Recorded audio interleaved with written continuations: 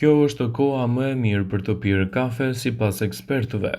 Kafeja përmban kafeinë, një stimulues natyral dhe sipas nutricionistëve, kjo do të thotë se mund të përshpejtojë metabolizmin duke rritur rrahjet e zemrës dhe harxhimin e energjisë.